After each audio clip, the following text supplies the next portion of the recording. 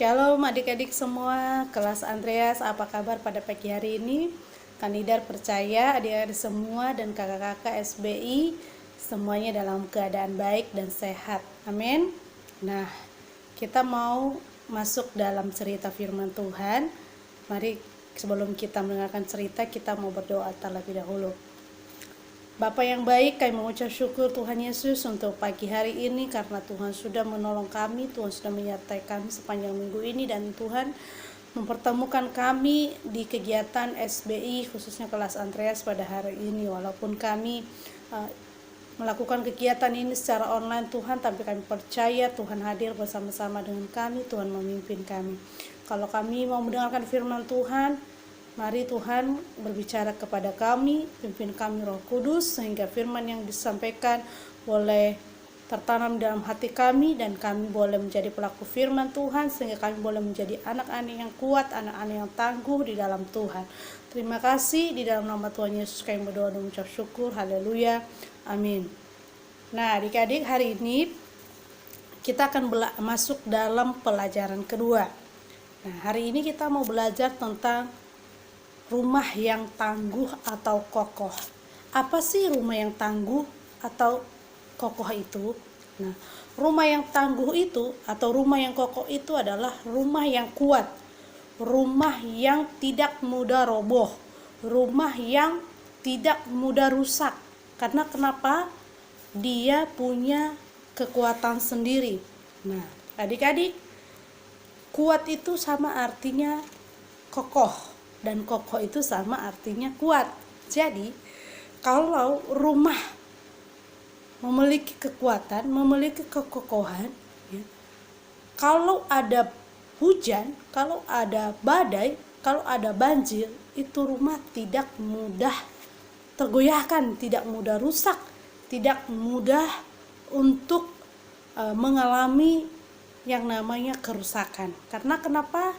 Dia kokoh. Nah, apa yang membuat rumah tersebut bisa kokoh?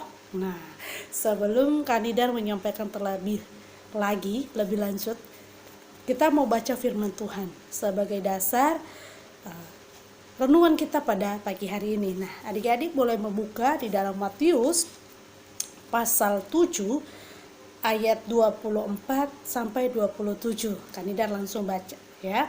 Nanti adik-adik bisa membuka di rumah masing-masing dan bisa mengikutinya.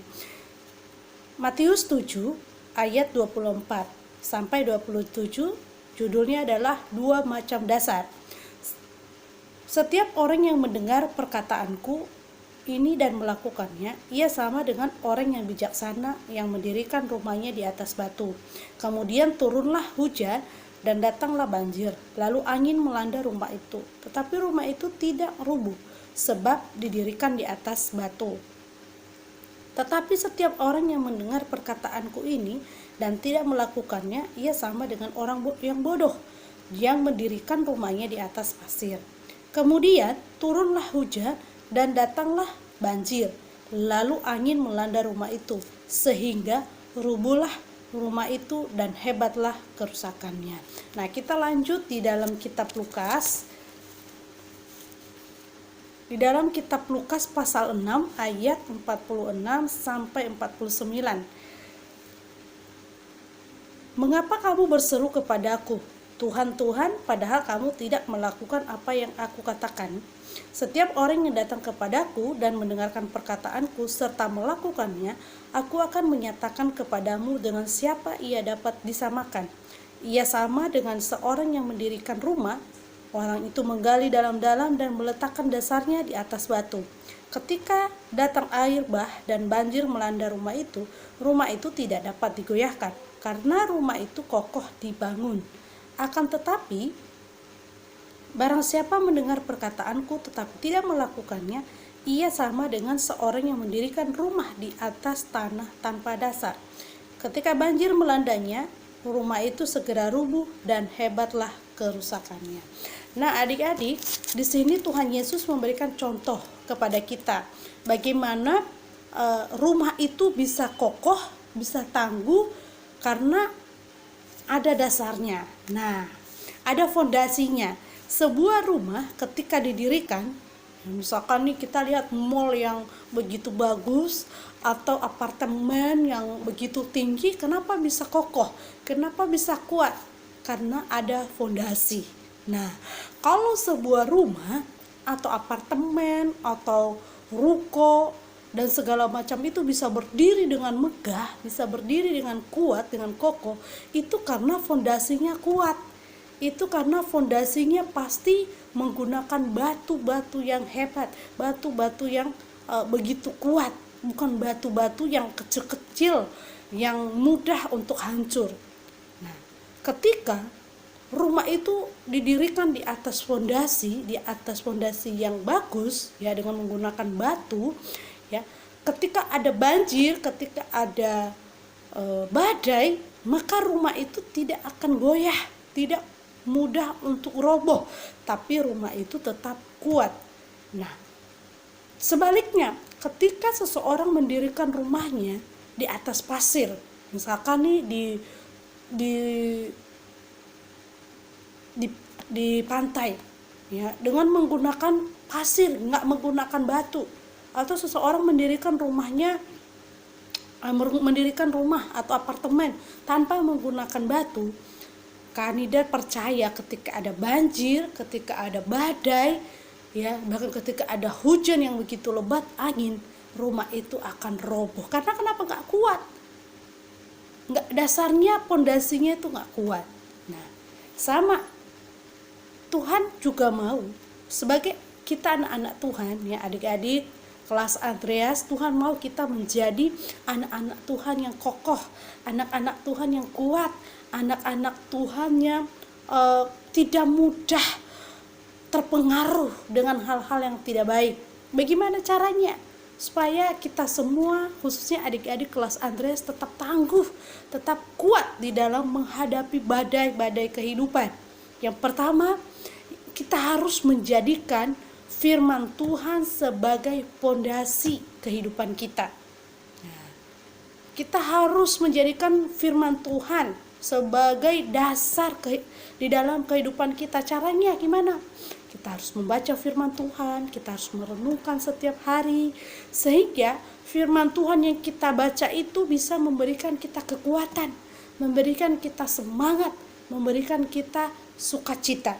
Sehingga ketika ada masalah, ketika ada problema, ketika ada badai, kita gak mudah tergoyahkan, kita tidak mudah kecewa.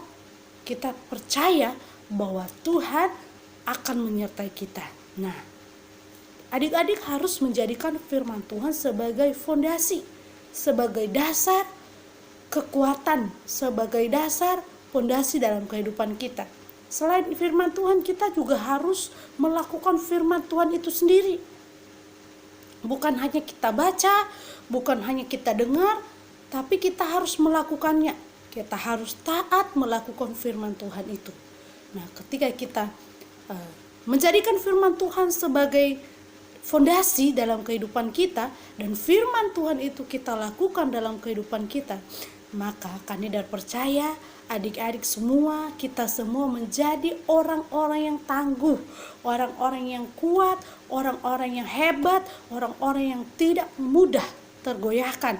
Walaupun ada masalah, walaupun ada badai-badai kehidupan yang membuat kita mungkin sakit, membuat kita sedih, tapi kita tetap percaya, kita tetap kuat, karena Tuhan ada bersama dengan kita. Amin adik-adik. Nah, hari ini marilah kita semua adik-adik kelas Andreas menjadi anak-anak yang menjadikan Tuhan Yesus, menjadikan firman Tuhan sebagai fondasi di dalam kehidupan kita, dan melakukan firman itu di dalam kehidupan kita. Ketika kita menjadikan firman Tuhan sebagai fondasi dan melakukan firman Tuhan itu di dalam kehidupan kita sehari-hari, maka kita semua menjadi anak-anak yang tangguh, menjadi anak-anak yang kuat, menjadi anak-anak yang sungguh-sungguh hebat, dan menjadi anak-anak yang bertanggung jawab, menjadi anak-anak yang semangat dan terus maju di dalam Tuhan. Nah, Itu saja firman Tuhan pada pagi hari ini. Semoga adik-adik boleh diberkati dan